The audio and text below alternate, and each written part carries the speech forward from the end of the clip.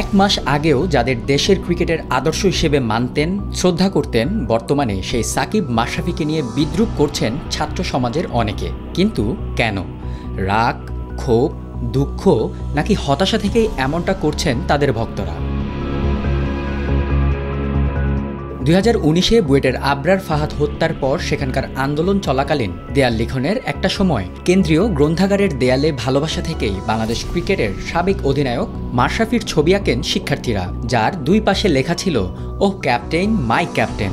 2024-এ এসে মাশরাফির ওপর রাগে ক্ষোভে তার সেই ছবিকে তারাই রূপ দেন জোকারে, কেটে দেন দুই পাশের লেখাও, সঙ্গে ছুঁড়ে মারা হয় জুতোও।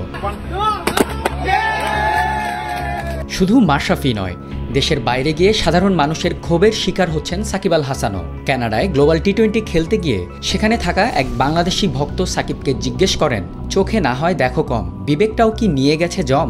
মেজাজ হারিয়ে সাকিব বলেন, আপনি দেশের জন্য কি করেছেন? সেই ভক্ত আবারও প্রশ্ন করলে পাল্টা জবাবে সাকিব আবারও বলেন, আপনি দেশের জন্য কি করেছেন?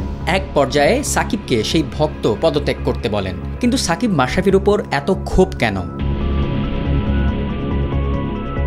চলমান কোটা সংস্কার আন্দোলনে ছাত্রদের সঙ্গে একে একে যোগ দিচ্ছেন দেশের সর্বস্তরের মানুষ। সেখানে বাংলাদেশের কোনো ক্রিকেটার সামিল না হওয়ায় অনেক ভক্তের মাঝেই দেখা যায় ক্ষোভ।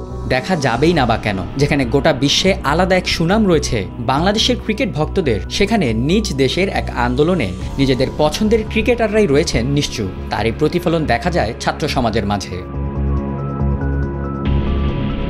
বর্তমানে ক্ষমতাসীন দলের মাগুরা 1 আসনের সংসদ সদস্য হিসেবে আছেন সাকিব। অন্যদিকে নড়াইল 2 আসনের সংসদ সদস্য হওয়ার পাশাপাশি জাতীয় সংসদের হুইপের দায়িত্বেও আছেন মাশরাফি। তারা কিছু না বললেও সহিংসতা বন্ধ করতে সামাজিক যোগাযোগ মাধ্যমে আহ্বান জানান তামিম, মুশফিক ও মাহমুদুল্লাহ রিয়াদ।